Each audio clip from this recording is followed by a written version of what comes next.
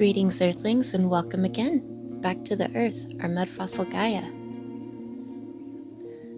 Today, I'd like to share with you my own personal thoughts and a few ideas or theories that I have on what the actual Earth shape could be, which, well, as multi-dimensional as this place is, I really believe that it is all of the above, and the shape of your particular realm depends on your level of consciousness and what you are able to perceive within that.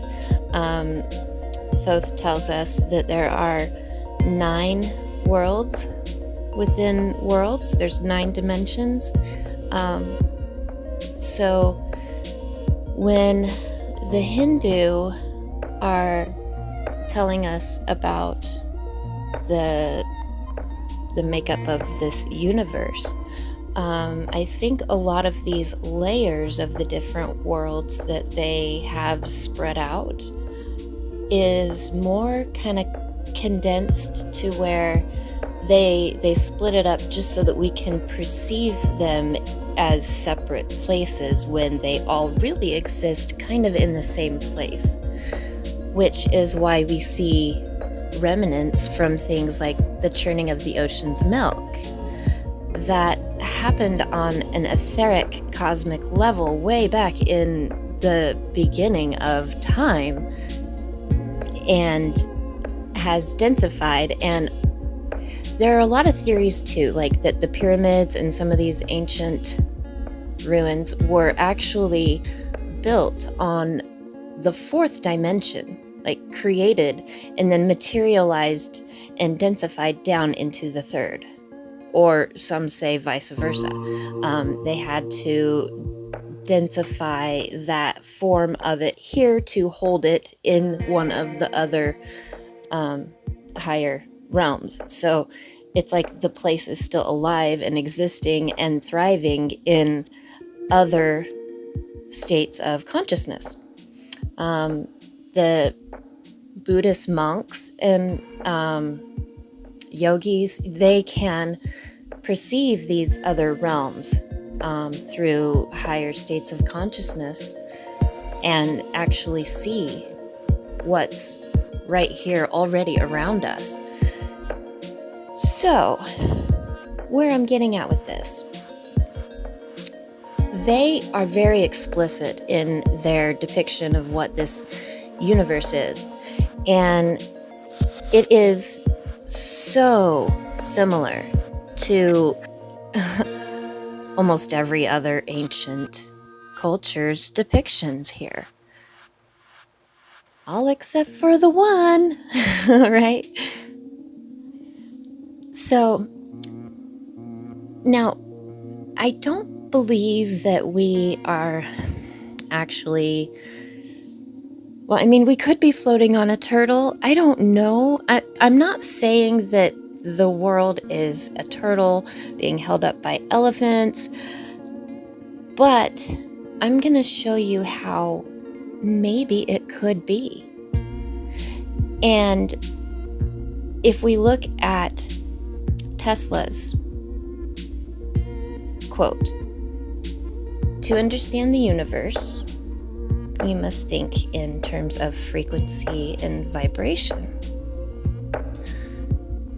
So, what if on an etheric level there are these waveforms, frequencies, vibrations that actually hold the form of, say, an Ouroboros, a serpent biting his tail? And on another level, there is actually like a form, a spirit of that creature, and it forms the matter into that shape here in this densified form. I don't know. Jesus, when he's talking about binding the dungeon master or the dungeon rulers down in the Great Dragon, he binds them using sacred geometry. He uses his squares, triangles, and octagons. And it's the technology of the dream catcher.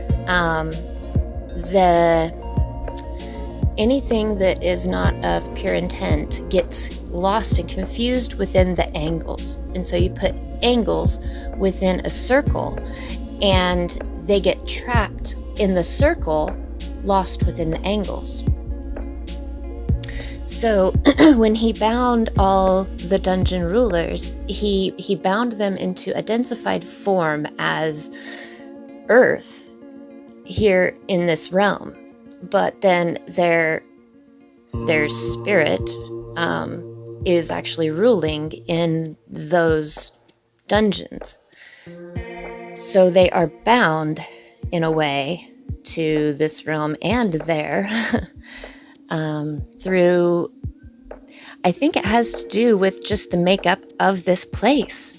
The angelic particle matrix is a really great example. Also, the lost harmony of the crystal is another one from Global Vision. The planet, or the Earth, whatever we want to call it, it has a crystalline structure to it, and there are these power nodes that our ancients knew of, and they used these places. Well, these power nodes just happen to actually also be on specific points of some of these angels that Salman turned into the earth. There are a few very sacred sites that are right in the eye of some of these angels.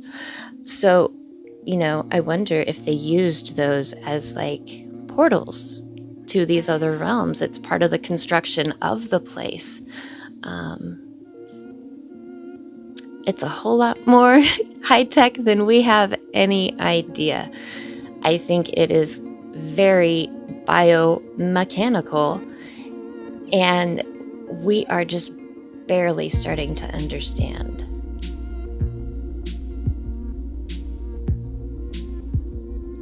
These are a few screenshots from a video of a channel I just recently found, Electric Universe Eyes. Great channel. I will leave a link for this video down below. This right here is the Aurora Borealis, okay? Now, if we had if the center is the North Pole, and then we've got the ice ring around the outside, right? Like the Hindu depiction, you've got the Mount Meru in the middle. Well, the Ouroboros, okay, what we are seeing in the sky is just the very bottom points of these plasmic energy jets that move up and down.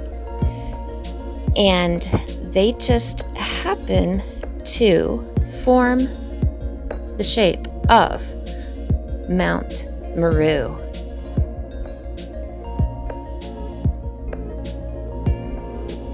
There is Mount Meru.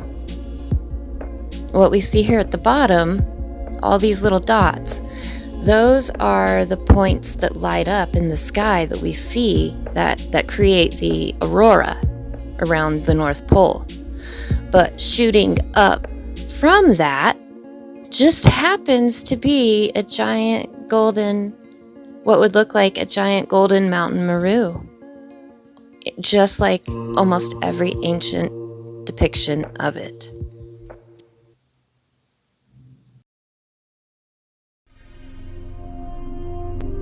The earthly and subterranean planetary systems rest upon one of the hoods of the gigantic divine serpent, Shesha.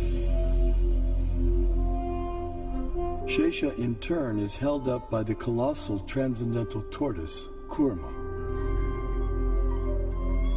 And Kurma resides in the ocean that fills half the universe.